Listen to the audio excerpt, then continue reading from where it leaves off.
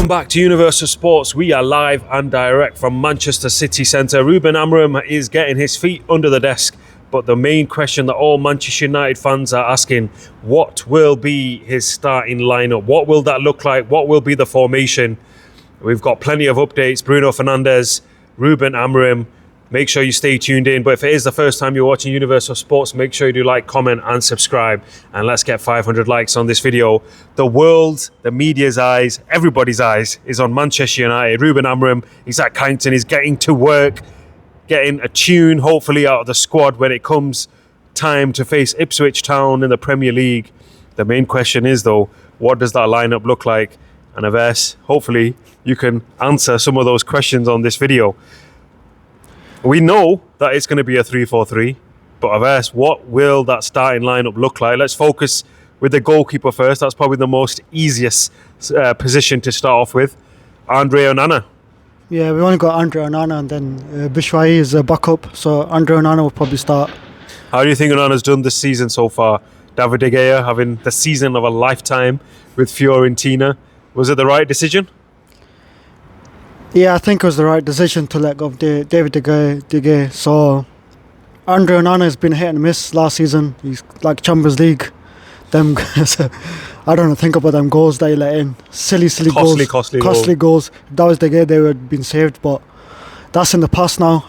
This season he's been alright. It's been a few saves here and there, big saves he's made. It's been a hit and miss for him, but he's done quite well to settle in since last season. It was like his first season in. He was trying to get his feet together. I remember him, Inter Milan versus Man City, the final. Everyone's hyping him, Andre Onana. Pep was about to get him, then Ten Hag went in and got him. But the Champions League was a disgrace. We finished bottom of the group. And the goals, that was all his faults, mainly, and some defenders. So we're locking in Andre Onana as the goalkeeper. Now let's focus on the three centre-backs. We know that Ruben Amorim's three centre-backs in this formation, the left centre-back, the right centre-back, they've got a lot of responsibility in terms of starting off attacks, making clever defence splitting, midfield splitting passes. With that in mind, let's focus on the left centre-back. Surely Lisandro Martinez with that left foot seems to be the most suitable option. Yeah, Lisandro Martinez is probably the most suited one for us. Who else is there? Dillet as well. And then if Lenny Yoro's fit, then he will be placed in. But there's he needs to come back. Lenny Yoro. I think Lenny Yoro is probably a shoe-in for the right centre-back. Yeah. He's quick. I think the ones that are playing either side of the main centre-back, they're going to need to have a lot of skill set. I think pace being one of them. And I think Martinez, Yoro being left and right centre-back, both good with the passes as well. Yeah, they are really good with the passes. So hopefully you can see that partnership growing, because we've not seen Lenny Yoro this season. I'm looking forward to Lenny Yoro, but I don't think he'll be able to start Ipswich because he's just come back and he's in training at the moment. I think we need to give him time to settle in, training-wise, get him in the few minutes, like come on like a sub, and then get him into first team squad as a slow, because you don't want to get him injured. He's come back off a big injury and he's still young, so we need to probably slow him in to the team. But yeah, the other option is probably said Dillet. I think Dillet, centre, the main man in the three centre-back positions, he's been good this season. I think because of his pace, he'd be a good option to be the one in the centre. What do you think? Yeah, it'll be a good option, Dillet in the centre. Then Martinez, left centre-back, and then the right centre-back will be, I don't know, I'm not too sure. Maybe if Lenny Yoro's not playing, I think if you have a fit defender, I think one of the beauty with this formation is, if you look at the Man United squad, centre-backs are probably the positions where we've got some options. Let's not forget Johnny Evans. Johnny is a red. But I think Harry Maguire, he's played in a three before. Yeah, but I think Lindelof. I think Mazzuari is a good shout for that side. As the right centre-back. Yeah, right centre-back. Then Diego Dalot will be a winger-back. That's my option that you'll probably go for, because Mazzuari can switch around with Diego Dalot, come forward. But Mazraoui is a good option until Lenny Euro's back fit, and then we've got Maguire, Johnny Evans and Lindelof, but they're a bit I want to talk slow. about the wing backs and the rest of the positions, but if it is the first time you're watching Universal Sports, make sure you do like, comment and subscribe. Let's get 500 likes. We are going to go back to this predicted starting lineup for Ruben Amorim, but we have got a Bruno Fernandes update. He had an interview, it's been released earlier on across social media, that he says that there's going to be a renewed energy at Old Trafford with Ruben Amorim's arrival. Bruno Fernandes, obviously Portuguese, Ruben Amorim, also Portuguese. There's going to be that natural kind of connection between them. But Bruno Fernandes, very optimistic, saying that there's going to be a renewed energy around Manchester United. Obviously, he's the captain. And what do you think of that? Yes, I'm hopeful there's a renewed energy because we've not had that for last 10, 12 years since Fergie left. So we need that sort of energy around the ground, around the training pitch, around the players. So it's an uplift for Bruno to say that. And then Bruno being in the media quite often since the international break. Yeah. Part-time hero for EasyJet. Now he's trying to lay a pipe bomb for the rest of the Man United players. Yeah, he should do that because he's the captain. Lay down like the energy, uplift the players up. And Ipswich is the first game, so we need good players, fit players for that. And then hopefully Ruben's training method and his 3-4-3 tactics will work for the first game. If we go back to the starting lineup, so we're talking about wing backs. So the current options, obviously Mazraoui, you said that potentially could slot in the right centre back position. Diego liability Dalot. Pictures of obviously Ruben Amorim meeting Luke Shaw. Tyrell Malacia played yesterday in the under-21 games. 4 options there, but obviously we do know that Ruben does like one of the wing backs to be an attacking threat. So potentially some of our wingers could be used for that. How do you see that? How do you see Ruben Amorim going to try and construct that side of the team? Who do you think's in the mix, and who would you go for? So on the right side, I would go for Diego Dalot because he's more suited to playing the attacking role. Is he good enough with his final product though? His crossing, his finishing, his creativity. He's still lacking in the creativity and crossing, but he's good. One every 10, he does a good one. Yeah, and then on the left side, I think Garnacho will play the left wing back for them. That's why my options are. But if there's other options, Ahmad as right wing back. Maybe Ahmad could play right wing back as well. Mazraoui left wing back option. Yeah, there's an option there, but it depends what team he's going to put out.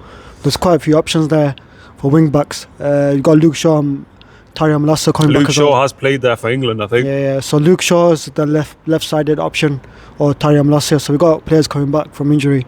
So he's got big options now. So depends who he fits in. So we've got players coming back from injury. Don't forget that. Don't want to put them in straight away and they get injured again. So it's a slow transition with them players. If we focus in the centre of the park, we've had a lot of struggles last season, this season, gaping holes. I think especially under Ruben Amorim and under Ruud van Nistelrooy, that problem kind of got resolved. Ugarte, Casemiro looking very strong in the last couple of games. If we look at the options, Toby Collier, Kobe Mainu, Ugarte, Casemiro, Christian Eriksen, Mason Mount, even in the mix for the two centre midfield positions.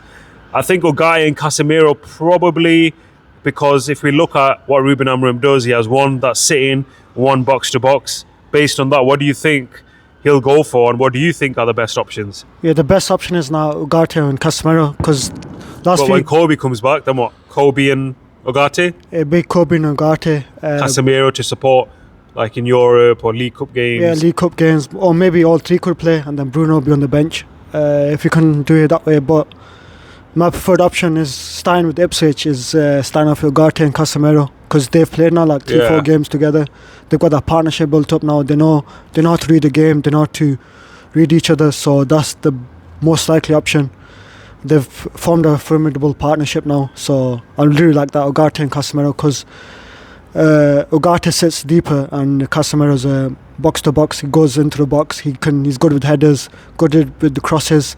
He can give the crosses to the wingers and the strikers. So it's really good. I'm quite impressed with Casemiro. He just turned The rebirth of Casemiro. He's turned the corner since that Liverpool game. Yeah, the infamous Liverpool mullering that we took at Old Trafford. Reminds me of the Tottenham nightmares as well that I had. But we'll move on from those nightmares. Let's focus on the two players that play behind the striker. Looking at Ruben Amorim, the way he set up against Sport, or the way he used to set up with Sport in Lisbon, they're not natural two wingers. They're very narrow, almost as two number 10s. For me, and obviously a lot of people have been talking about it, a lot of opinions, but for me personally, I think Bruno Fernandes is well suited for that. And I also think that Ahmad, because he's a little bit more technical than all the other wingers we have, even potentially Antony, and I know that might not sit down well, but the backup to Ahmad in this formation would be Antony, left foot, good close control. What do you think? Yeah, Antony's a good option, but I just want to ask... Because it's not reliant on pace, because it's going to be quite narrow. We need somebody who can get the ball, keep the ball, and get the transitions going. So I want to ask you a question. Antony's left-footed. Why doesn't he play on the left side, left wing? I think that would be a good option for him. I think over the last 10 years, there seems to be this fascination that a player with a right foot is on the left side and a player with a left foot is on the right side. But it's not always been the case. Ryan Giggs, left winger, bombing down the left wing. And because you've got a left wing who's got a left foot, it's easier to whip those crosses in. So there's benefits, definitely. Yeah, there's benefits, but but we don't really cross it though. We don't cross it, so that... Under Rude, we started crossing it a bit more. But we've got no threat in the box. Yeah, that's the problem. So I think Antony might be suited if he plays left side. I want to see that trialled out at some point.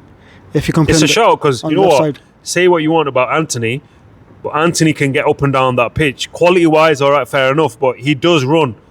And also, intensity-wise. Also, he's an option for a wing back as well. Yeah. He does. Right wing back, he can cut in. Left wing back, he can just go run straight down, cross the ball. So that's another option. So we've got quite a few options for wing backs. We have players there. It depends how... There's going to be a few surprises though, I think. Few surprises, yeah. Well, that's what you need though, right? Yeah, that's what I'm looking forward to. A few surprises. There's one spot left. The main spot. Historically, Manchester United have had superstars, legends. Let's not forget Ruud van Nistelrooy, a fox in the box, Andy Cole, Dwight York, Wayne Rooney. I'll mention Carlos Tevez. A lot of fire. Eric Cantona.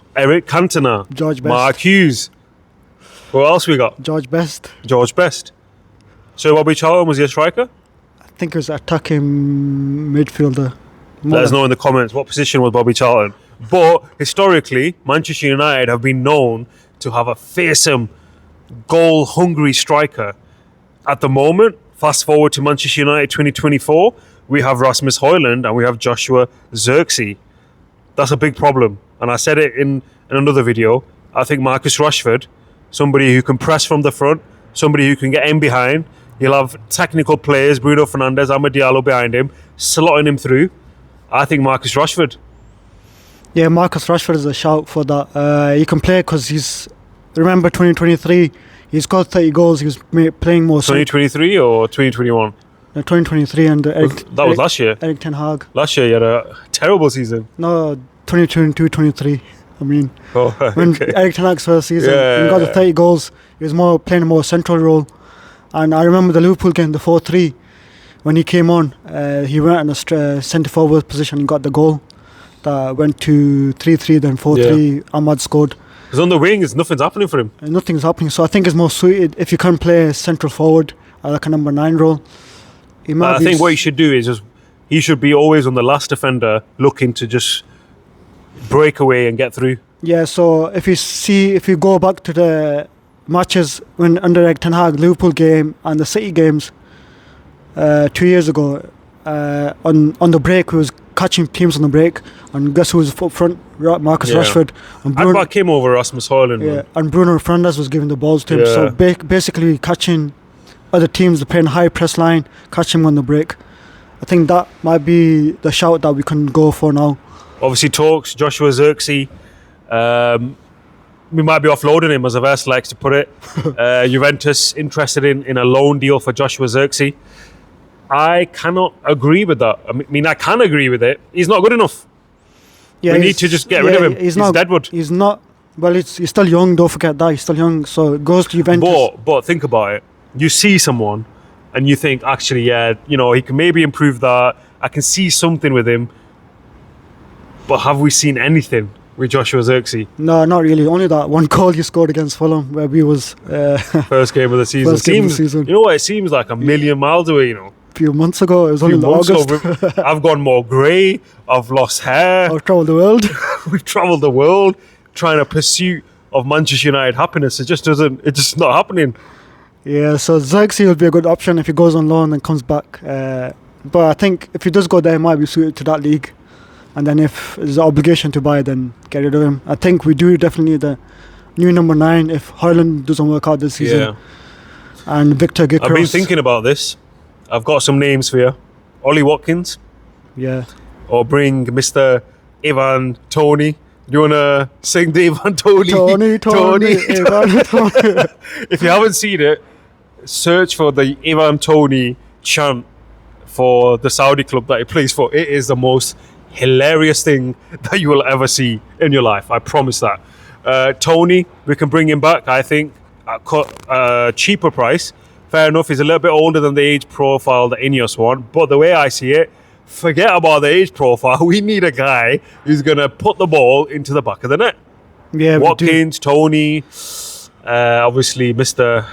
Victor Gikros, and somebody in the comments actually said to us before that we're not saying his name right. So, you know, somebody please let us know how do we say his name, because I'm going to say Victor Gikros for now until somebody does tell me otherwise. So yeah, that could be a shout as well. Yeah, that's a shout, Victor Gikros. There's another player from the Italian league, I don't know his name, but he's really good as well. He plays for Vlahovic from Juventus. Yeah, him. I've liked him for a long time, you know. He gets decent amount of goals in Serie A, man, and put him in a team that will hopefully start creating chances. He's tall, he's strong. Yeah, it's an option for us, but this season Ruben Amorim needs to assess the team. He needs to get the best out of the team. Best out, if they're not playing for the badge. You have to ask him, you have to get rid of him. They need to go in summer. I think a lot of players will be on that plane come June. Unless his planes are back out. Come June, they'll be out of this club, out of Man United, finally gone. I want 2-3 big players need to go. Make a big statement. You know which players need to go. Ruben Amorim is getting to work at Manchester United, trying to construct his first lineup against Ipswich. It is so important that he starts off with 3 points, because there's a lot more battles to come until the end of the season. But if it's the first time you're watching Universal Sports, make sure you do like, comment and subscribe, and let's get 500 likes on this video, and we'll see you on the next one.